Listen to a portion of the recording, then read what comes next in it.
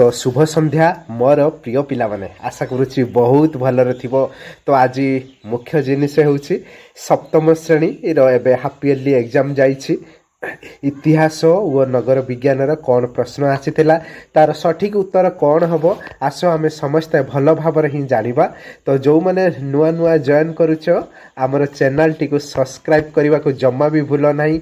आउ लाइक हृदय गोटे गोटे कर कमेंट कर सबू सांग मानक शेयर कर दियो समस्ते भी जानबे यार सठिक उत्तर कौन अच्छी। तो आस देखिबा हैं प्रथम प्रश्न कौन देइछि सप्तम श्रेणी इतिहास रे रामानुजंकर मत कौन थिला। रामानुज जानिथिबो तांकर से जो थिले तांकर मत कौन थिला सन्यासी रामानुजंकर मत कौन थिला। रामानुज कौन कहूथिले आमर समस्त मनुष्य गोटिए जातिर एथिरे उच्च नीचर स्थान नाही। तो तमे आराम से पेंसिल रे बा पेन रे ही लिखि पारिबो एठी तळे लिखि पारिबो समस्त मनुष्य गोटिए जातिर समस्त मनुष्य गोटिए जातिर तो एथिरे उच्च नीचर स्थान नाही। यह थिला आमर रामानुजंकर मत ही थिला। तापरे आस देखिबा ख नंबर प्रश्न कौन पचारिछि दिल्ली रे शासन करुथिबा तुर्क शासक मानकर नाम कौन। तो जानिथिबो आमे दिल्ली रे आमर तुर्की माने ही शासन करथिले।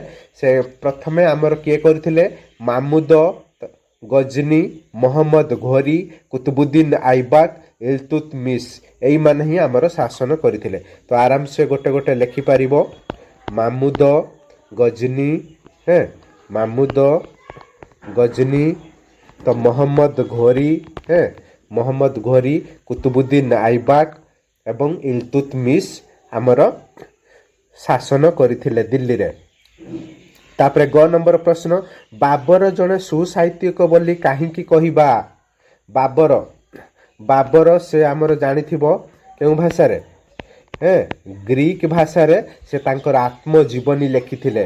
ताहा कोन थिला रे बाबा बाबर नामा कोन थिला बाबर नामा लिखिथिले सेतिपई तांकू आमे सुसाहित्यिक बोली कहिबा। तापरे घ नंबर प्रश्न देखो भारतीय संविधान रो संशोधन पई किपरि व्यवस्था रहिछि।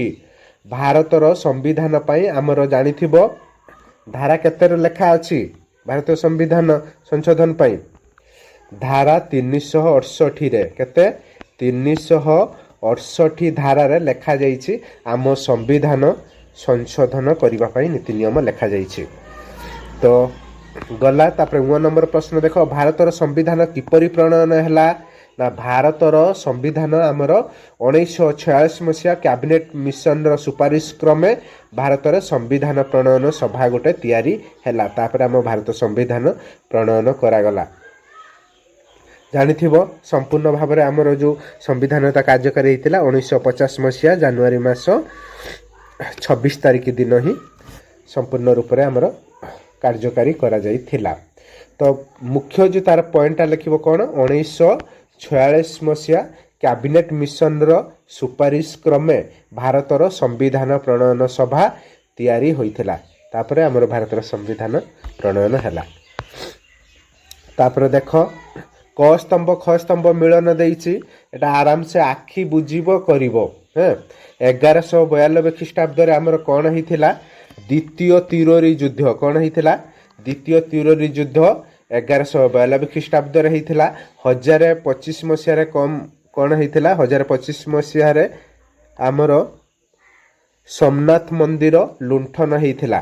तो 1010 रे कौन होता चोड़गंग देव आमर उत्कल अधिकार करथिले।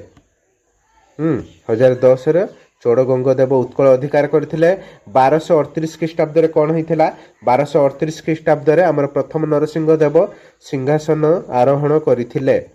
प्रथम नरसिंह देव 840 रे कौन होता प्रथम मिहिर जे सीए कौन करथिले सिंहासन आरोहण करथिले 840 ख्रीष्टाब्द रे।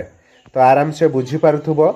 तापर आस नेक्स्ट देखिबा कौन कहिछि से कुतुबुद्दीन आइबाक मोहम्मद घोरी इंकर कौन थिले। कुतुबुद्दीन आइबाक जो मोहम्मद घोरींकर संपर्क रे कौन थिले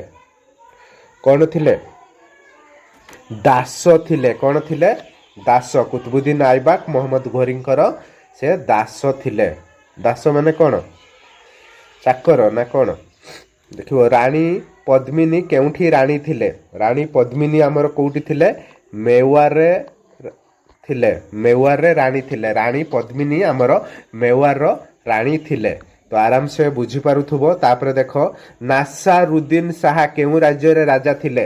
ନାସାରୁଦ୍ଦିନ ଶାହା କେଉଁ ରାଜ୍ୟରେ ରାଜା ଥିଲେ? ନାସାରୁଦ୍ଦିନ ଶାହା ଆମର କେଉଁଠି? ବାହାମନି। କେଉଁଠିରେ ବାବା? ବାହାମନି ରାଜ୍ୟର ରାଜା ଥିଲେ ନାସାରୁଦ୍ଦିନ ଶାହା। ବାବରଙ୍କର ପିତାଙ୍କ ନାଁ କ'ଣ? ବାବରଙ୍କର ପିତାଙ୍କ ନାଁ ହେଉଛି ଆମର କ'ଣ? ଉମର ଶେଖ ମିର୍ଜା। ବାବରଙ୍କର ପିତାଙ୍କର ନାଁ କ'ଣ ଥିଲା ଆମର? ଉମର ଶେଖ ମିର୍ଜା ଥିଲା ବାବରଙ୍କର ପିତାଙ୍କର ନାମ। କୁତୁବୁଦ୍ଦିନଙ୍କ ପୁଅଙ୍କ ନାମ କ'ଣ ଥିଲା? କୁତୁବୁଦ୍ଦିନ ପୁଅଙ୍କ ନାମ ଥିଲା କ'ଣ? କ'ଣ ଥିଲା? ଆରାମ ଶାହା। କ'ଣ ଥିଲା? କୁତୁବୁଦ୍ଦିନ ପୁଅଙ୍କର ନାଁ କ'ଣ ଥିଲା? ଆରାମ ଶାହା ଥିଲା। ପାରସ୍ୟର ବର୍ତ୍ତମାନ ନାମ କ'ଣ ଅଛି?